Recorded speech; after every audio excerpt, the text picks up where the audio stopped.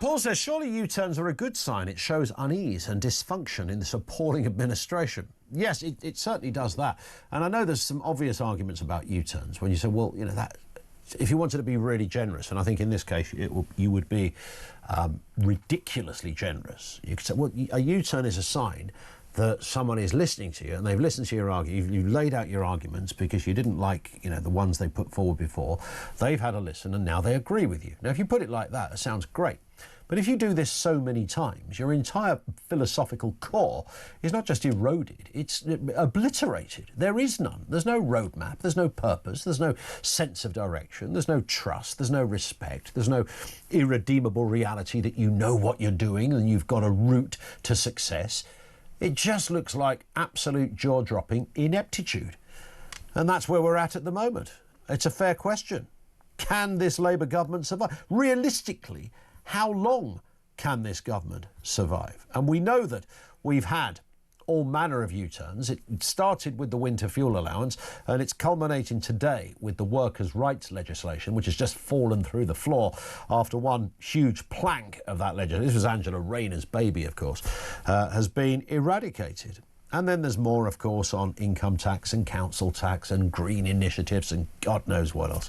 We'll talk to Michael Jacobs shortly, Professor of Political Economy, University of Sheffield, former advisor to Gordon Brown. First, Annabel Denham, senior political commentator, is with us. Annabel, good afternoon to you. Nice to see you again.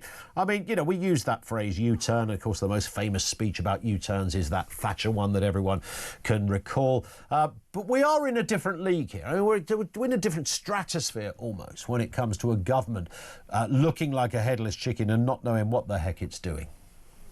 That's right. The impression that this government is giving that it's completely rudderless. It has no vision, no guiding philosophy. It's really just bumbling from one crisis to the next, from one emergency to the next, being buffeted by events, and increasingly really looks as though it's being taken over by the Labour left. They don't actually need their candidate in number 10 because they seem to be extremely close to the levers of power as they are sat on the Labour backbenches. Now, this is ultimately a good U-turn economically speaking. There's a reason why no business group was in favour of day one rights. There's a reason why companies have been screaming out for Labour to water down this employment rights bill. But politically, it's a complete disaster for Keir Starmer and Rachel Reid. Now, my assumption is that they came out of the budget and thought, well, that landed a bit better than we were expecting it to with the Parliamentary Labour Party. There wasn't much in the way of disgruntlement among Labour backbenchers. I think a lot of them were placated by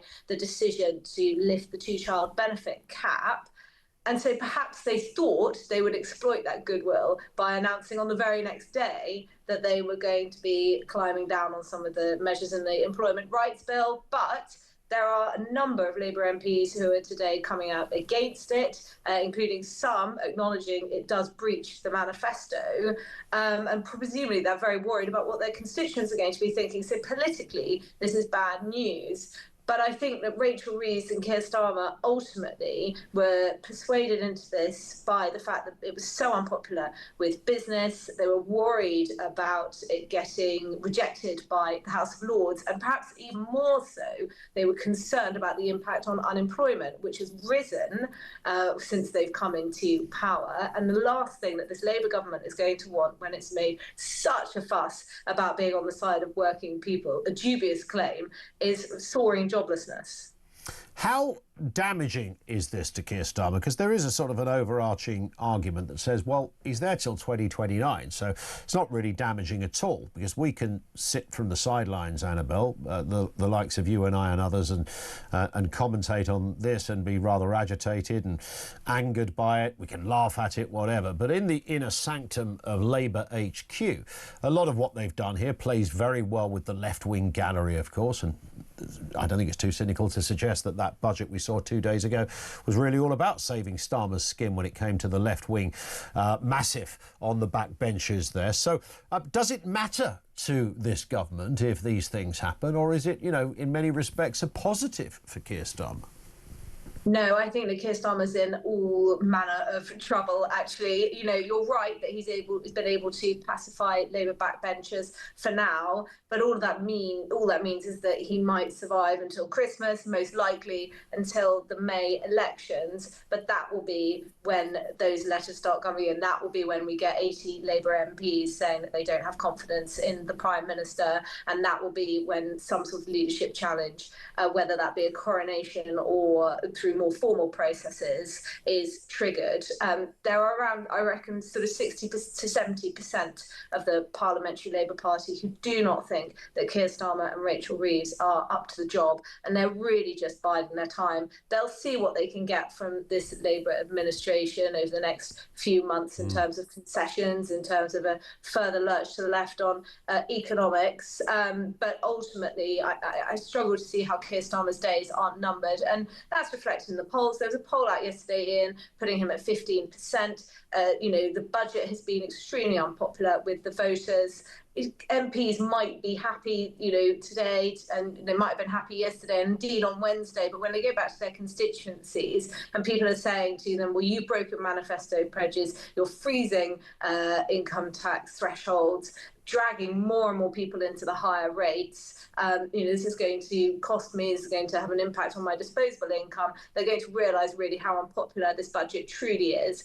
And that's only going to grow and grow over the next few months until the May elections. And that's when they'll be confronted with the harshest of political realities, which is when voters go to the ballot box. I think it's going to be a very bruising time for the Labour government. And, I expect that will also, I should add, be a time at which the Labour left have been able perhaps to choose a candidate of their own, because at the moment it's not clear who they would put forward for the leadership of the Labour Party. Whereas, give them a bit of time and there'll be a bit of jockeying for position, and perhaps, they'll feel in time that voters will forgive Angela Rayner for the housing scandal and they might be able to push her forward. So, I think that things are going to go from bad to worse for Keir Starmer and Rachel Reeves. Do you think it will just be a leadership challenge between now and 2029, or do you think there'll actually be a general election? Will it get so bad, are you sensing, Annabel, that actually there'll be no choice but to go to the country, as the phrase goes? No, I think that this Labour government will cling on to power until the last possible moment, as governments always do, despite what Nigel Farage is saying. I know he might like an election in 2027, but ultimately, the only thing that could really trigger that is a major financial crisis. And it's possible that's going to happen. It's possible that there will be some sort of bond market meltdown, but it doesn't look like that's going to happen anytime soon. So, I think crystal ball gazing is a fool's errand in politics. But, my prediction at the moment is that there'll be a general election in 2029. Yeah, I think you're probably right on that point. Annabel, great to have you on again. Thank you. Annabel Denham, senior political commentator over there at The Telegraph. Let's get a word from Michael Jacobs, Professor of Political Economy, University of Sheffield, former advisor to Gordon Brown. I was thinking about... Nice to see you again, Michael, by the way. I was thinking about Gordon Brown a little earlier. I know he was very sure about the two-child benefit issue. I know he felt very strongly about that. He, like all prime ministers, had his own ups and downs. But even as a Labour man, Michael, have you ever seen anything as bad as this government in certainly the last 18 months, but culminating in that budget we've just had to endure? And of course, this is a country that's had Liz Truss as prime minister, for goodness sake. So the bar was low to begin with. Well, precisely. Nice to see you too, Ian. Honestly, we've had much, much worse governments over the last 5 years. If you look back at the Liz Truss episode, Liz Truss came in, introduced a thing she didn't call a budget, which was a budget, with unfunded spending commitments and tax cuts for well over £100 billion, completely irresponsible economic policy making, punished by the markets. The pound fell, gilt yields rose, and she was out within 50 days. We had Boris Johnson presiding as the COVID inquiry has just shown over completely chaotic government at the beginning the COVID crisis, where he took a holiday in the key month, just as the crisis was developing in Italy and elsewhere, and we could have been preparing for the for the pandemic. So honestly, in the ranks of poor governments, this one doesn't have anything on the previous Conservative. Doesn't have. Are you sure about that, Michael? Yeah, I'm absolutely sure. Doesn't have any. I mean, you get no argument from me on the Liz Truss thing. Although there are, people out there said, had time to endure, the new T's and C's. That's a falling argument. No, Ian, I'm not advancing it. I'm just saying there are supporters of that kind of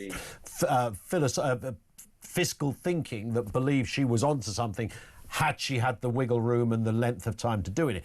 Who knows? Had she not been in a world in which was a real world. It was an imagined world of Liz Truss. Yes, I get it. I agree with you on that. Boris Johnson, you're absolutely right. The Labour leader of Wales, Nicola Sturgeon, SNP, and Boris Johnson, the three of them pretty much got it horribly wrong. However, they're not the government now. One of them much more than the others. We could play that. Look at the inquiry evidence. The inquiry evidence on Boris Johnson's conduct is absolutely shocking. This is a man who didn't convene the Cobra Emergency Committee for 5 meetings. No, I'm with you.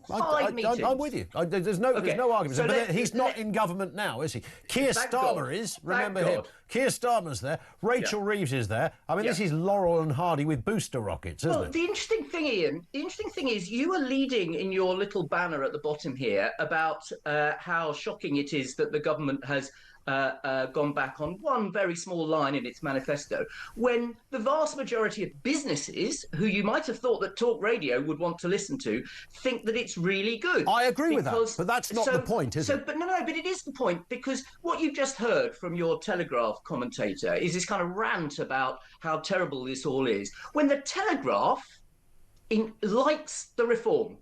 The Telegraph, which is pro-business, along with all the business organisations and the TUC, which also likes this reform, it was working on the compromise, thinks this is a good deal. So it's really fascinating, isn't it, that Talk Radio leads on how terrible this is by taking the position of a few left-wing MPs who don't like it, rather than the business community who do like it. Now, why do they like it, and why does the TUC I'll like explain it? that. I'll explain because that. This will help get people into work. Yeah, but if I'd asked you yesterday before they U-turned, you'd be saying something different. No, I wouldn't. I really wouldn't, because of all the manifesto commitments on workers' rights, the day one right to claim for unfair dismissal, I mean, assuming you were dismissed on day one, was obviously the most, let's call it not sensible. If you're an employer, you need at least 6 months to know whether or not you've taken on a worker who is not up to the job. And that's why we have probation periods. That's why in most European countries we have a 6-month probation period. And Labour adopted a very odd version of this, in which it had a statutory 9-month probation, but it still had these workers' rights to claim unfair dismissal on day one. Nobody thought that was a good idea. This has been held up in the House of Lords because it wasn't a good idea, and so now the government has gone back. But it was never the point on the U-turn thing. I said this at the very beginning in my opening remarks, Michael. I said it halfway through as well. That there is a generous argument that said, look, if a government U-turns, it's because they've listened and they've taken on board the arguments. It's not a benevolence you would offer to an opposition party, but nonetheless, that's the way it works. When you do it so often, you are forced to conclude that the government of the day are pretty rudderless. They're out of it. They don't know what they're doing. There's no sense that this is a solid roadmap. If you're making that many U-turns, winter fuel, council tax, issues around income tax and thresholds, green initiatives, the list goes on. I mean, it's a heady old list. It's jaw-dropping. And so let's agree that this is a good reform that they've done. I'm glad that you and I agree on this, and that people from the right of But it shouldn't have been there to start with, should it? I mean, we could argue that. No, on the contrary. When you get into government, you have to consult on your measures, and that's what they've been doing. They got a lot of resistance on this particular one, and they have acknowledged that particular proposal was not a good one, and they've listened. So that's good government. That's not poor government. It's good government. And it's only you people in the media who make this massive thing about U-turns. But it's not. It was a bad policy, and it was in Angela Rayner's DNA to think this was a good thing. It was a kind of mad Marxist socialist idea. Ian, don't be ridiculous. Workers' rights must trump all. Ian, don't be ridiculous. We have got rights now that have been shared, that are shared with all of our European competitors and We comparators. already did. No, we didn't. So Best workers' rights on just planet Earth, I think somebody said this week. Let's just discuss the rights that have remained even after this so-called U-turn. So Labour has banned, or is banning, this legislation has not yet gone through, 0 hours contracts which do not allow any flexibility. They're saying if you're put on one of these contracts, you have to be able to say what are the hours that you would like.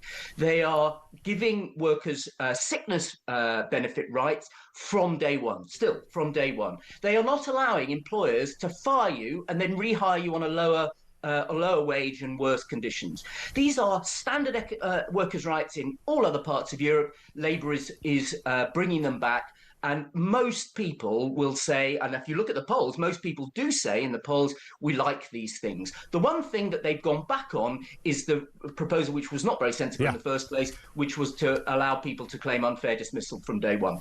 And so I would say this is good government. Now, you may well say that there are other things the government is U-turning on that you don't like and so on. But let's acknowledge that this one is rather good. But when you've got those people into those jobs, you can tax the pants off them with the new threshold freezes, of course, which drags millions of people into paying a higher rate of tax. A clear, demonstrable breach of a manifesto pledge. We can agree on that, Michael. I think we can agree, and it seems to me disingenuous for actually people in the media as well as the Labour government to say that if you change the thresholds, if you freeze the thresholds, that is not a rise in income tax. For some reason, we've got fixated on the rates of income tax, but it obviously really matters what you're paying. At what income level you come in. So there's no question that the government has reneged on its manifesto promise not to raise income tax, in my view. And that is a consequence of a range of things. So firstly, it's a consequence of a silly pledge in the manifesto. I was always opposed to a pledge not to raise income tax because we knew that the financial situation was very poor. The Conservative government had cut national insurance by 4p in the two previous budgets, knowing that this was completely financially unsustainable and irresponsible. And why did they do it? Because they knew they were going to lose the election. So they handled... A bit like raising tax to 50p, right? They handed Labour a terrible legacy, knowing that they would not have to deal with it because they were going to lose the election. I think Labour should have said, we think these are wrong and we will oppose them. So they had a terrible legacy.